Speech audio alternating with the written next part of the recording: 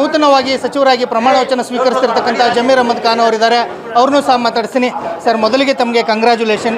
ಮತ್ತೊಮ್ಮೆ ಸಚಿವರಾಗಿ ಹೈಕಮಾಂಡ್ ತಮ್ಮ ಹೆಸರನ್ನು ಘೋಷಣೆ ಮಾಡಿದೆ, ಏನು ಹೇಳ್ತೀರಾ? ಇಲ್ಲ, ನನ್ನ ನಿರೀಕ್ಷೆ ಇತ್ತು. 2ನೇ ಪಟ್ಟಿಯಲ್ಲಿ ನನ್ನ ಹೆಸರು ಬರ್ತದಂತ ನಿರೀಕ್ಷೆ ಇತ್ತು. ಆ ನಿರೀಕ್ಷೆ ತಕ್ಕಂಗೆ ಮಾಡಿದ್ದಾರೆ. ಹಾಗಾಗಿ ನಾನು ಮುಂಚೆನೇ ನಾನು ಹೇಳಿದೆ, ನಮ್ಮ ಪಕ್ಷ ಹೈಕಮಾಂಡ್ ಪಕ್ಷ.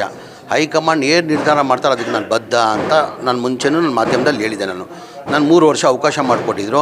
2 ವರ್ಷ ಇಲ್ಲಪ್ಪ ನೀನು ಪಕ್ಷದ ಕೆಲಸ ಮಾಡಬೇಕು, ಚುನಾವಣೆ ಬರ್ತಾಯಿದೆ ಅಂದರೆ ಅದಕ್ಕೂ ನಾನು ಸಿದ್ಧ ಆಗಿದ್ದೆ. ನಾನು ಇವತ್ತು ಪಕ್ಷ ನನಗೆ ತಿರ್ಗಾ ಮಂತ್ರಿಯಾಗಿ ಸೇವೆ ಸಲ್ಲಿಸೋಕೆ ಒಂದು ಅವಕಾಶ ಮಾಡಿಕೊಟ್ಟಿದ್ದಾರೆ. ನನಗೆ ತುಂಬ ಖುಷಿಯನ್ನು ತಂದಿದೆ. ಜಮೀರ್ ಅಹಮದ್ ಖಾನ್ ಅವರಿಗೆ ಸಚಿವ ಸ್ಥಾನ ತಪ್ಪಿಸಲಿಕ್ಕೆ ಪಕ್ಷದ ಒಳಗಿದ್ದವರು ಹೊರಗಿದ್ದವರು ಸಾಕಷ್ಟು ಲಾಬಿ ಮಾಡಿದ್ರು. ಆದರೆ ತಮಗೆ ವಿಶ್ವಾಸ ಇತ್ತು ಅಂತ ಹೇಳ್ತೀರಾ?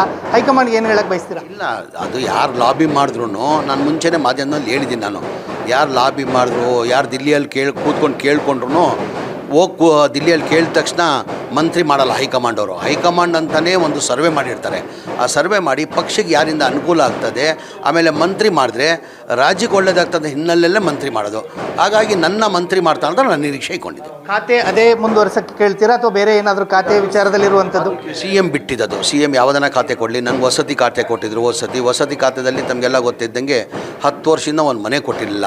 ನಾನು 3 ವರ್ಷ ಮಂತ್ರಿ ಅವಧಿಯಲ್ಲಿ ನಾನು 79,860 ಮನೆಗಳು ಕೊಟ್ಟಿದ್ದೀನಿ. ಇನ್ನು 33,000 ಮನೆಗಳು ಕೊಡಬೇಕಂತ ತೀರ್ಮಾನ ಮಾಡಿದೆ. ಅಷ್ಟೊತ್ತು ಸರ್ಕಾರದ ಈ ಥರ ಆಯಿತು. ಹಾಗಾಗಿ ನನಗೆ ಯಾವ ಖಾತೆ ಕೊಟ್ಟರು ನಾನು ನಿಭಾಯಿಸ್ತೀನಿ. ಸಿದ್ದರಾಮಯ್ಯನವರಿಂದ ಜಮೀರ್ ಅಹಮದ್ ಖಾನ್ ಅವರು ದೂರ ಆಗಿದ್ದಾರೆ ಅನ್ನೋ ಒಂದು ಮಾತುಗಳಿರುವಂಥದ್ದು. ಸಿದ್ದರಾಮಯ್ಯನವ್ರನ್ನ ಭೇಟಿಯಾಗಿ ಅಭಿನಂದನೆ ಹೇಳ್ತೀರಾ? ಏನು ಇಲ್ಲ, ಹೋಗಲೇಬೇಕಿಲ್ಲ. ಅವ್ರು ನಮ್ಮ ನಾಯಕರಾಗಿದ್ದಾರೆ. ಹೋಗ್ತೀನಿ, ಅವ್ರಿಗೂ ಭೇಟಿ ಮಾಡ್ತೀನಿ. ಸರ್, ಪ್ರಮಾಣ ವಚನ ಆದಮೇಲೆ ಸಿದ್ದರಾಮಯ್ಯ ಅವ್ರಿಗೂ ಭೇಟಿ ಮಾಡ್ತೀನಿ ನಾನು. Thank you. ಇದಿಷ್ಟು ನೂತನ ಸಚಿವರಾಗಿ ಪ್ರಮಾಣ ವಚನ ಸ್ವೀಕರಿಸ್ತಿರ್ತಕ್ಕಂಥ ಜಮೀರ್ ಅಹಮದ್ ಖಾನ್ ಅವರ ಮಾತುಗಳು. ಕ್ಯಾಮ್ರಾಮನ್ ಕುಶಾಲ್ ಜೊತೆ ವೀರೇಶ್ ದಾನಿ, guarantee news, Bengaluru. Guarantee news, ಸುದ್ದಿ ಖಚಿತ, ನ್ಯಾಯ ನಿಶ್ಚಿತ.